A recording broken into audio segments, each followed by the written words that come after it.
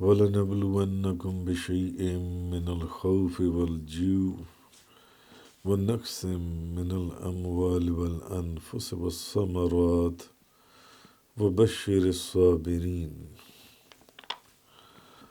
اور البتہ ہم تمہیں کچھ خوف، بھوک اور مالوں، جانوں اور پھلوں کے نقصان میں ضرور مبتلا کریں گے۔ حضرت ابو موسیٰ اشعری رضی اللہ تعالیٰ عنہ بیان کرتی ہیں کہ جب کسی بندے کا بچہ مر جاتا ہے تو اللہ تعالیٰ اپنے فرشتوں سے فرماتا ہے تم نے میرے بندے کے بچے کی روح قبض کر لی؟ تو وہ کہتی ہیں ہاں۔ اللہ تعالیٰ فرماتا ہے تم نے میرے بندے کے دل پر قبضہ کر لیا۔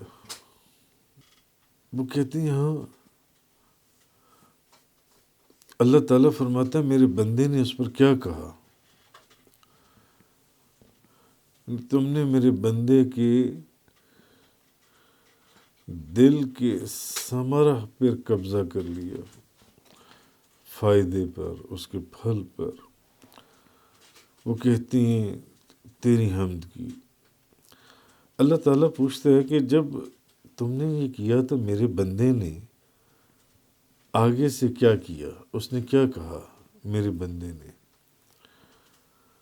تو وہ فرشتے کہتے ہیں یا اللہ، جس بندے کے بچے کی روح ہم نے قبض کی تھی اس شخص نے تیری حمد کی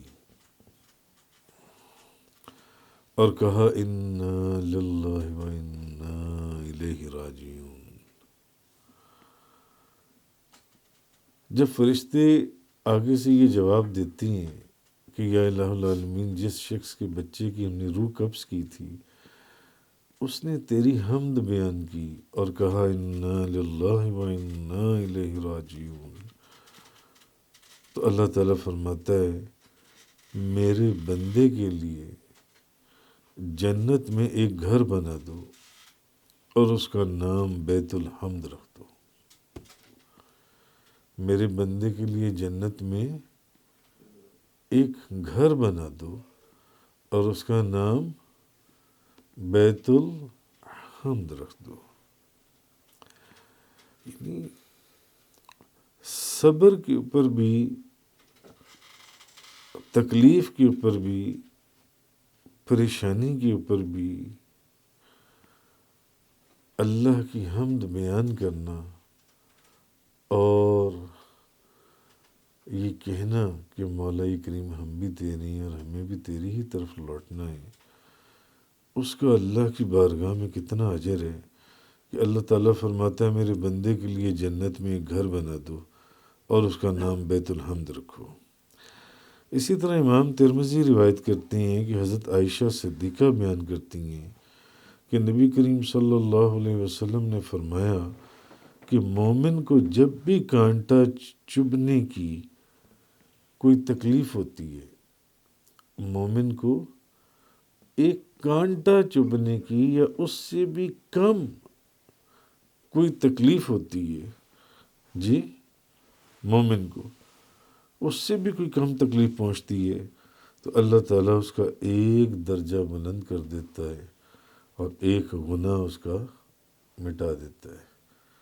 تو یہ بھی اللہ کا احسان ہے کہ جب انسان کو کوئی کانٹا بھی چبھتا ہے اور اگر وہ شور نہ مچائے اور خاموشی سے یہ سمجھے کہ اللہ کی رضا تھی، مجھے یہ کانٹا چبھ گیا، تو اس کا ایک درجہ بلند کر دیا جاتا ہے اور اس کا ایک گناہ معاف کر دیا جاتا ہے۔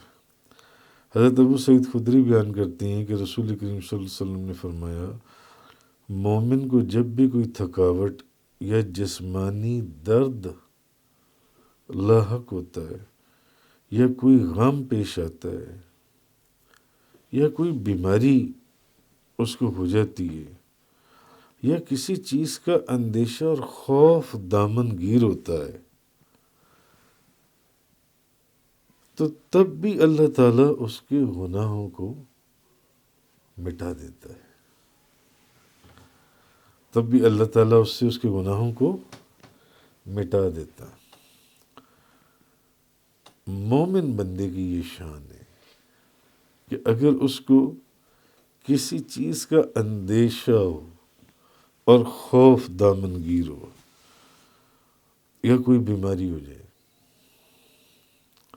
یا کوئی غم پیش آ جائے، یہاں تک کہ کوئی جسمانی درد، جسم میں کوئی درد آ جائے، جسم کو درد ہو رہا ہے، کوئی درد آ جائے، تھکاوٹ ہو جائے، تھکاوٹ ہو جائے، تو اللہ تعالیٰ اس شخص سے اس کے گناہوں کو مٹا دیتا ہے۔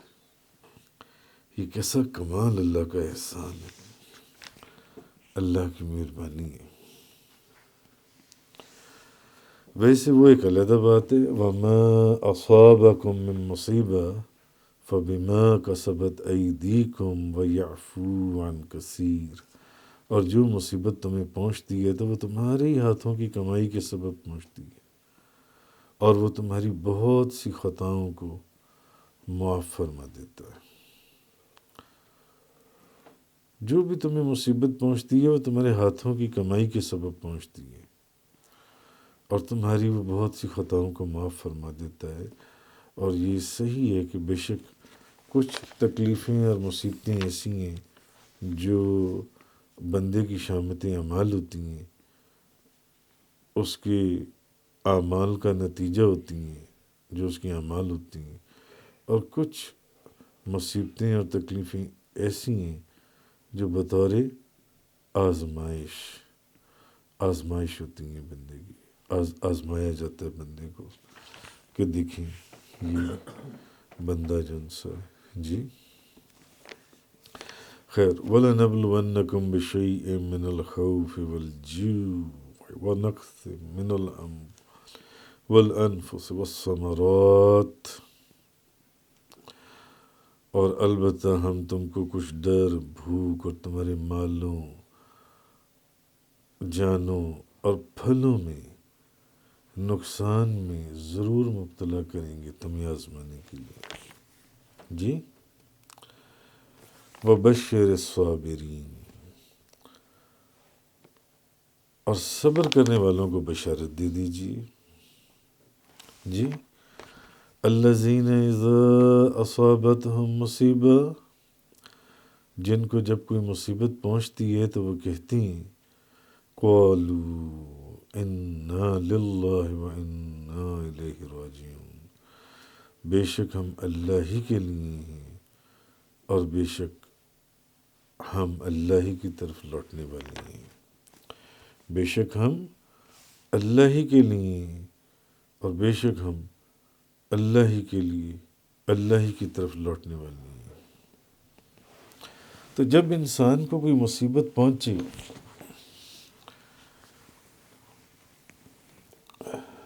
یا اس کی کوئی نعمت اس کے ہاتھ سے چلی جائے تو اس کو اس کے اوپر شور مچانا چاہیے، واویلا کرنا چاہیے، یا اس کو اس کے اوپر غور کرنا چاہیے کہ اللہ تعالیٰ نے اس نعمت کے مقابلے میں لاکھوں نعمتیں اس کو اور بھی تو دی ہوئی ہیں۔ اگر ایک نعمت کوئی ہاتھ سے چلی گئی تو کون سی ایسی بات ہے؟ اگر ایک کوئی مصیبت آ گئی تو کون سی ایسی بات ہے؟ وہ تو خود کہتا ہے کہ میں آزماتا ہوں اپنے بندے کو۔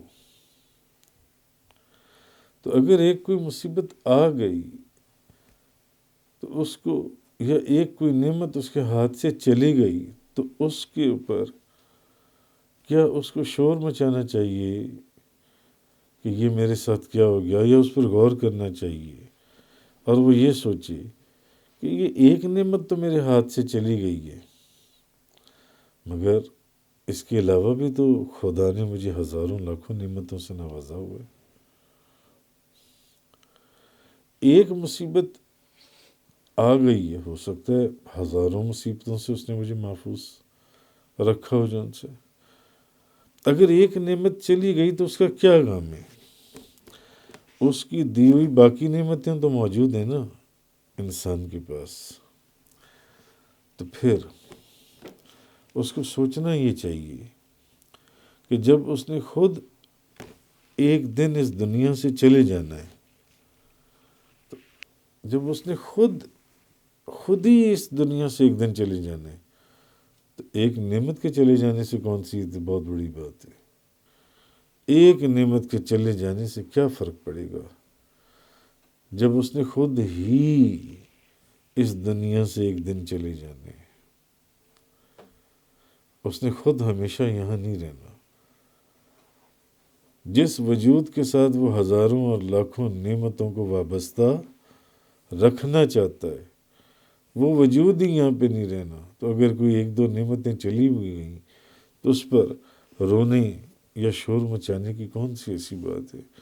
امام غزالی لکھتی ہیں کہ حضرت انس رضی اللہ تعالیٰ عنہ بیان کرتی ہیں کہ نبی کریم صلی اللہ علیہ وسلم نے فرمایا، اللہ تعالیٰ فرماتا ہے جب میں اپنے بندوں میں سے کسی بندے کے بدن یا مال یا اولاد میں کوئی مصیبت بھیجتا ہوں،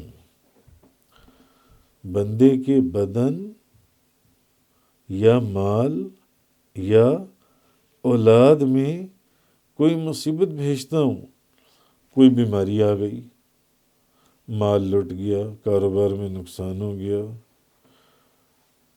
کوئی بچہ فوت ہو گیا، کوئی اور اس میں معذور ہو گیا، تو جب میں کسی بندے کے بدن، مال یا اولاد میں کوئی مصیبت بھیجتا ہوں اور پھر وہ اس پر صبر کرتا ہے وہ بندہ، تو میں قیامت کے دن اس کے لیے میزان قائم کرنے یا اس کا نامہ اعمال کھولنے سے حیا کرتا ہوں۔ میں ایسے شخص کا نامہ اعمال کھولوں قیامت والے دن،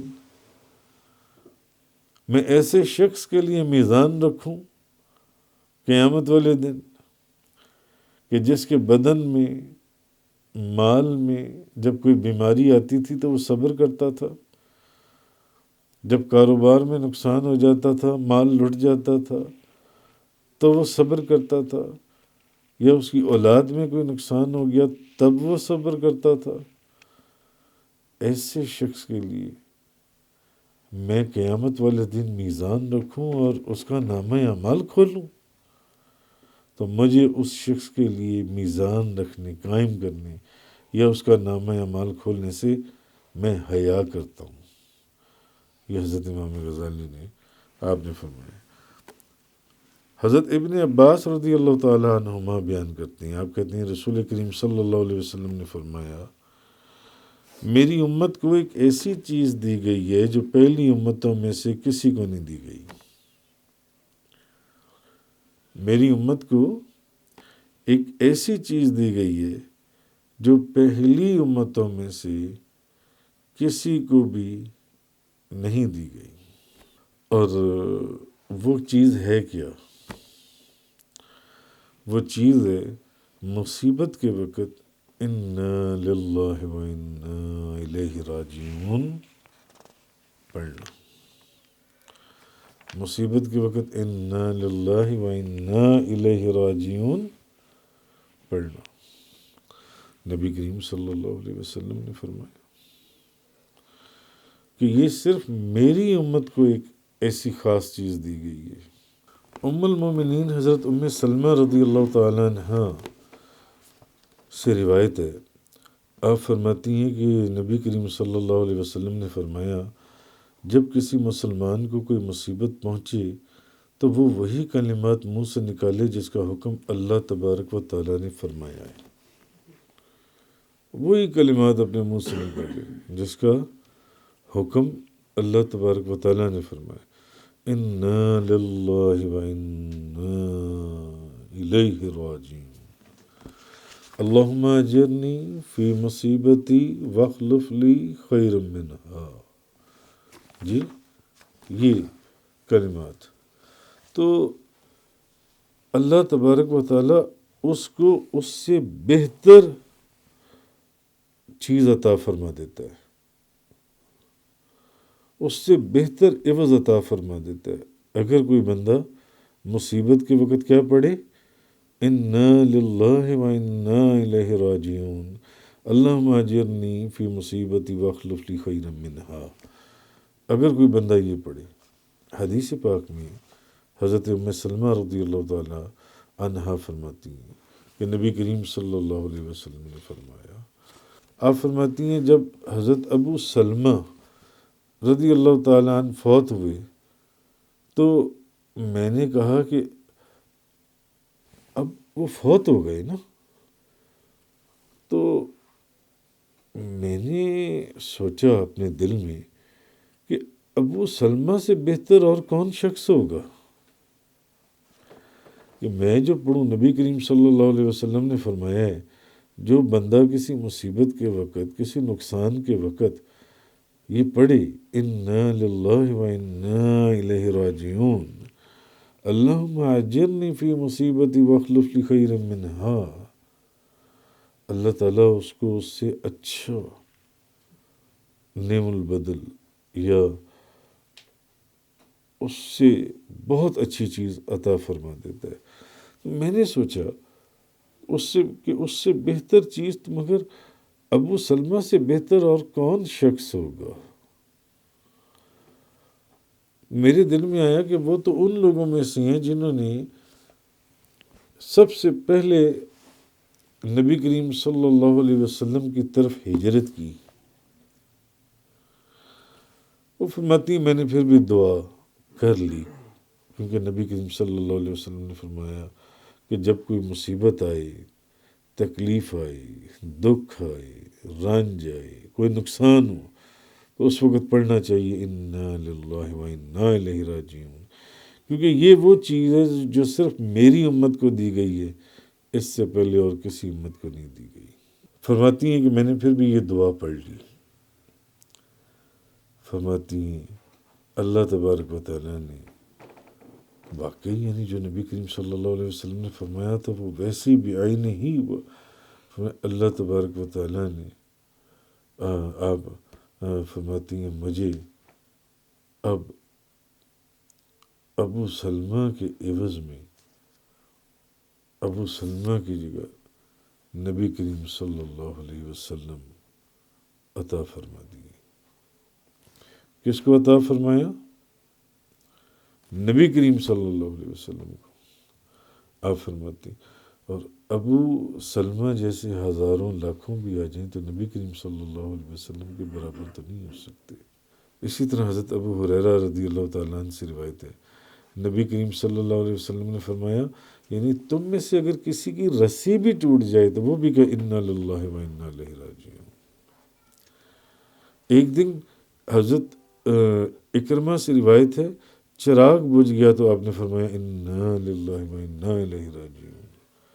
تو آپ نے آپ سے عرض کیا گیا یا رسول اللہ کیا چراغ کا بجھنا بھی کوئی مصیبت ہے؟ تو آپ نے فرمایا ہاں، ہر وہ چیز جو مومن کو تکلیف دے وہ اس کے لیے مصیبت ہے. ہر وہ چیز جو مومن کو تکلیف دے وہ اس کے لیے مصیبت ہے، اس میں اس کے لیے اجر ہے اگر وہ یہ پڑھے انا للہ و انا الیہ راجعون. الذین اذا اصابتہم مصیبہ، مگر وہ لوگ جن کو مصیبت پہنچتی ہے تو وہ یہ کہتے ہیں قالوا انا للہ و انا الیہ راجعون اولئک علیہم صلوات من ربہم ورحمہ واولئک هم المہتدون. اب معلوم یہ ہوا، اس سے ایک نقطہ یہ بھی نکلا کہ مصیبت کے وقت کیا کرنا چاہیے؟